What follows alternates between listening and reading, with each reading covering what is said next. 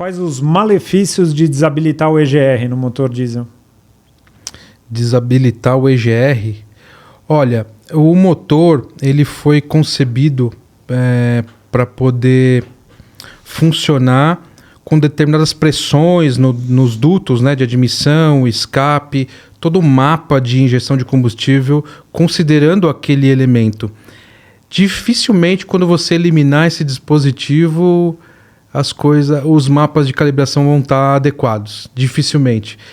Eu já acompanhei de perto o que é calibrar um mapa de injeção de diesel. É muito detalhado, é muito minucioso, né? A partir do momento que você elimina esse elemento, o motor já pode não funcionar adequadamente em algumas situações. Outra coisa, primeiro, é fato, você vai começar a emitir uma série de poluentes, sem dúvida. O primeiro é o NOx, que é o maior causador aí de problemas respiratórios nas pessoas. Então isso já é considerado como crime ambiental, né? Você fazer esse tipo de alteração. Então, assim, eu particularmente não recomendo. Eu recomendo você usar corretamente.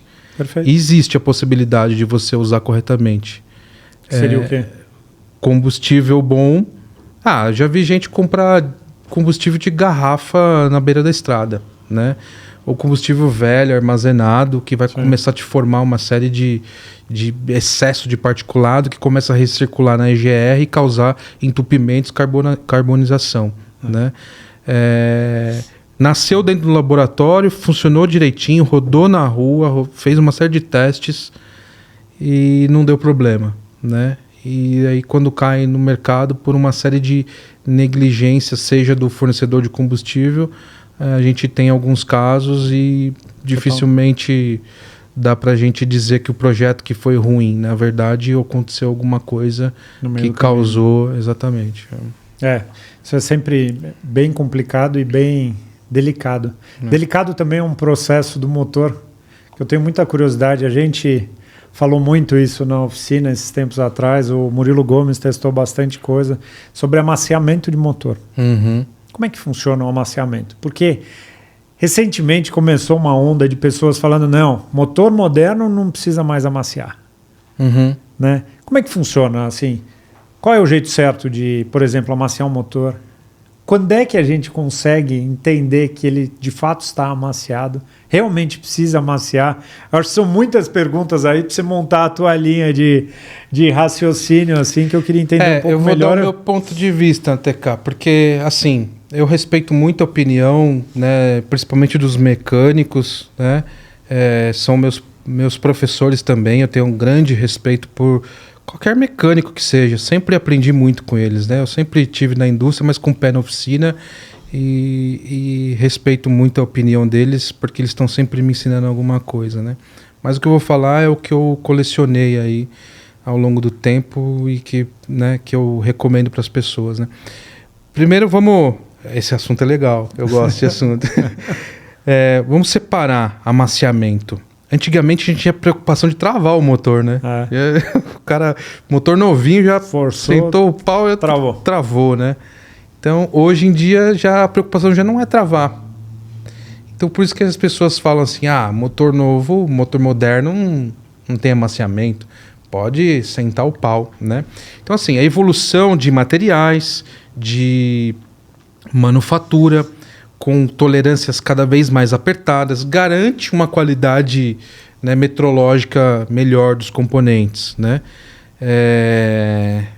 Você vai numa linha de montagem de um motor original, os critérios ali de limpeza, né, de sujidade e os critérios de metrologia são muito apertados, enfim. Isso faz com que esse lance de motor novo travar, eliminou. Então aí vem o lance de, não precisa amaciar. Mas vamos falar de um outro amaciamento. O outro amaciamento é, quando o motor é novo, ele ainda não está com as suas superfícies preparadas para melhor performance. Perfeito. Porque a peça nova, ela ainda não conversou com suas outras parceiras ali no motor. Elas vão se conversar primeiro.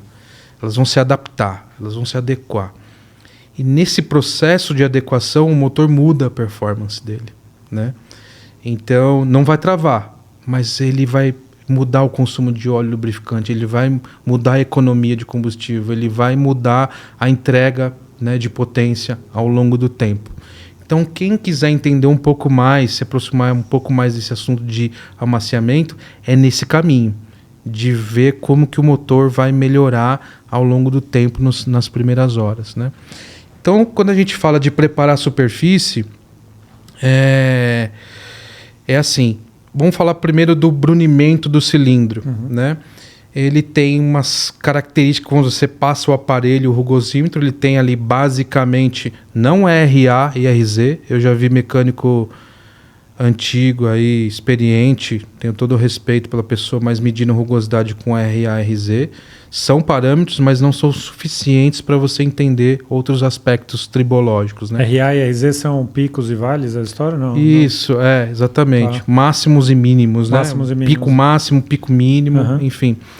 Mas, na verdade, você tem que pegar a porção de material que está acima de um range médio, né? Então, você tem RPK, RA e RVK, né?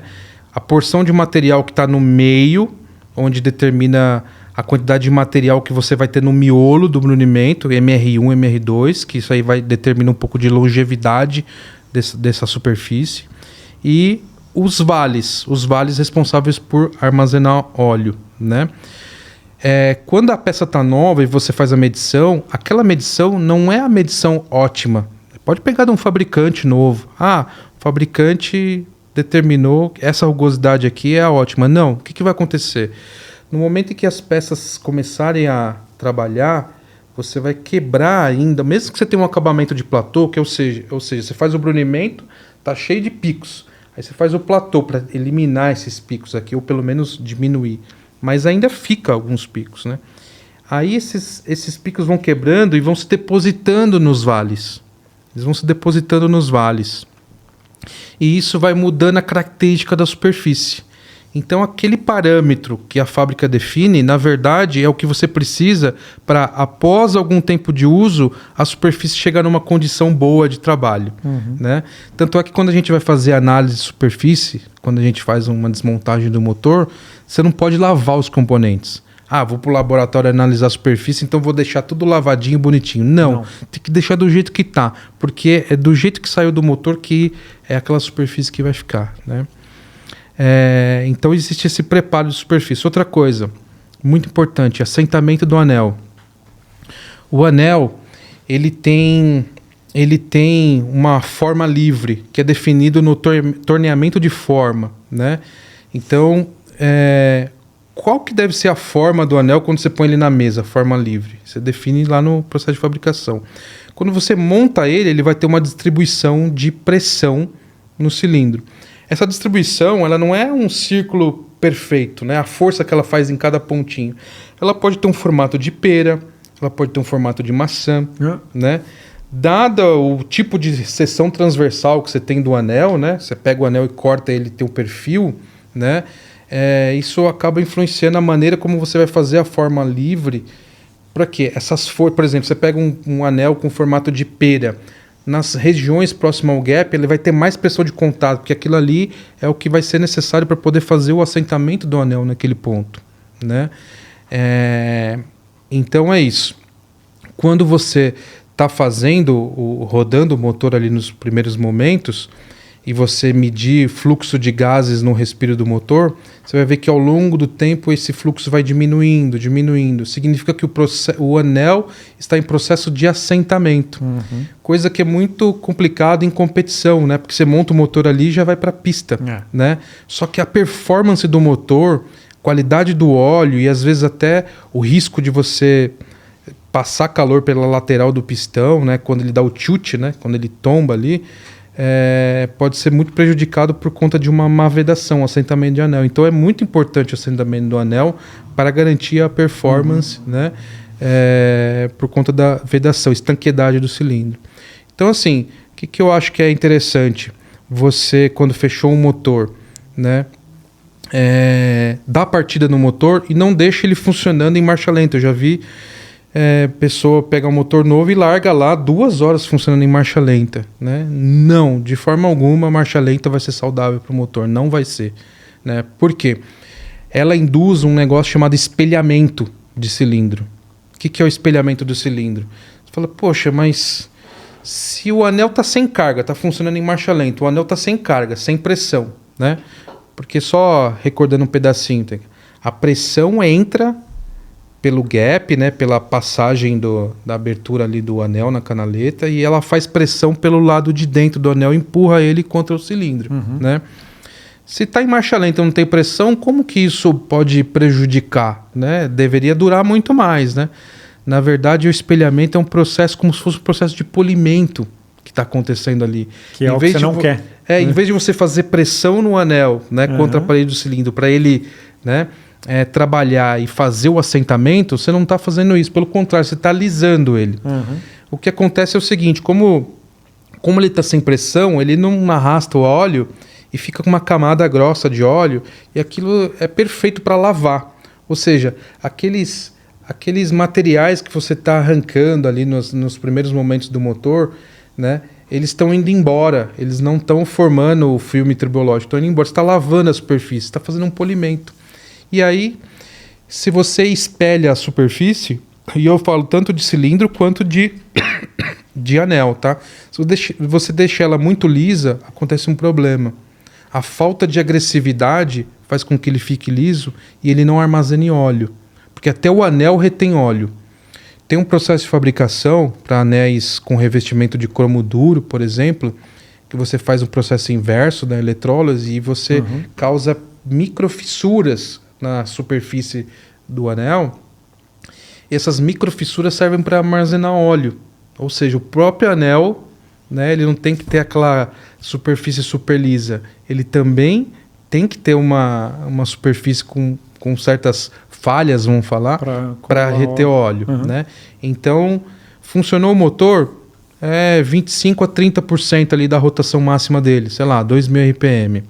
Funciona ali por 15, 30 minutos, com essa rotação mesmo, 2.000 RPM. Se certifique de que tudo vai estar certo, ou seja, pegar o motor e ficar tentando dar muita partida, ele não pega, quando pega tá gordo, né, lavando de combustível, né? Então, assim, tenta fazer com que na primeira partida o motor já esteja o mais ajustado possível para você já colocar ele numa condição de trabalho ali das 2.000 RPM. E aí, depois que passou por essa etapa, né, de funcionar sem carga, com rotação dos 2.000 RPM, desliga e deixa esfriar. Aí o que acontece? Você montou o motor, quem diz que as peças já estão nas suas posições definitivas? Elas vão se dilatar, né? Elas vão se contrair, e aí elas vão encontrar a posição ideal ali de onde elas vão trabalhar continuamente, né? Então isso é interessante, você ciclar, aquecer e resfriar. Depois disso, você vai começar a... Eu já reparei assim, muitos vídeos do pessoal ligando carros de Fórmula 1 antigo, eles acionam o motor e ficam... Não deixam em marcha lenta, né? Eles ficam com a rotação alta e acelerando. Exatamente isso. Aí você vai começar a botar carga no motor, né? Funciona ele ali com seus 20% a 30% da rotação limite do motor e vai com cargas muito leves, né? Sem acelerar fundo, né? E variando a rotação, né? Por mais uns 30 minutos, né? Beleza. Após isso, eu recomendo a troca do óleo, porque já soltou tanta limalha, que você vai se assustar se você pegar um motor novo, né? E ver a quantidade de material que desprende, né? Enfim, passada essa etapa, aí vamos colocar carga no motor, né? Entre as 2.000 e 6.000, vamos supor, motor que gira 8.000, entre 2.000 e 6.000 RPM, pé no fundo, tira o pé, deixa chegar até 6.000, né? Tira o pé, deixa cair para 2.000, faz isso umas 6 vezes. Carga total, né? E aí é onde o anel vai começar a fazer um esforço maior e buscar essa superfície com essas imperfeições propositais que a gente precisa. Você fala, pô, mas por que no começo já não colocou essa carga? Porque a superfície estava tão inadequada que você poderia atacar demais o anel, por exemplo, né? Tanto é que tem anéis que tem cobrimento polimérico justamente para proteger ele nessas primeiros momentos. Olha que interessante. Vem anel preto, todo preto, é uma camada polimérica para proteger ele ali nos primeiros momentos, né? Então você começa com um funcionamento mais suave, evitando o espelhamento, depois você vai botando carga e rotação gradativamente, né? Aí passado aí uns 100 quilômetros, né? Aí eu já considero... Agora, num dinamômetro é legal, porque aí se você botar uma maneira, se você tiver uma maneira de medir o fluxo dos gases de blow-by, faz esse mesmo procedimento que eu falei, mas medindo o blow-by. Então você vai ver que ele começa alto, e aí ele vai baixando até estabilizar. Quando estabilizar é porque o anel assentou. Ali é onde você vai arrancar a máxima potência. Já pode... porque ele está vedando muito bem, está com estanqueidade ótima, né? E o anel assentou, funcionou do jeitinho que precisava. Eu não lembro, o Murilo na S1000RR, que ele fez um processo de amaciamento desse no dinamômetro. Depois, Murilão, se você estiver acompanhando, deixa aí nos comentários o quanto de potência a mais do que uma normal você conseguiu extrair desse motor amaciado do jeito certinho. Porque uma vez você comentou que o anel ele é responsável por 50% da perda de potência de um motor. Como é que era assim, não é?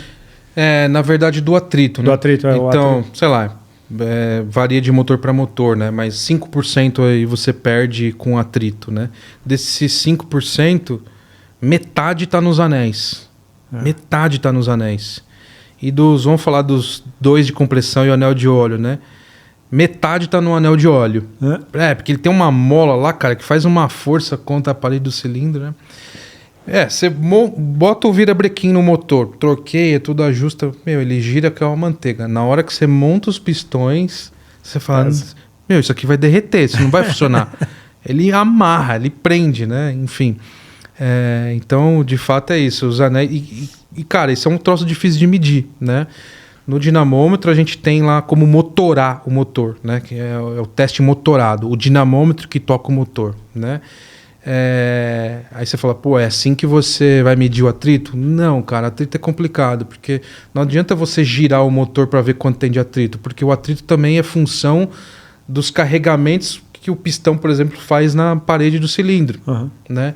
A própria temperatura, as dilatações, a viscosidade do óleo. Então você tem que medir o friction, né, com o motor em funcionamento. Aí você tem o uso de cálculos, né, instrumentação no motor, para você conhecer a potência indicada, o IMAP, o BMAP, até você chegar no FEMAP e entender o que é o friction, né, do motor. Então não é uma coisa tão elementar de se medir assim, né?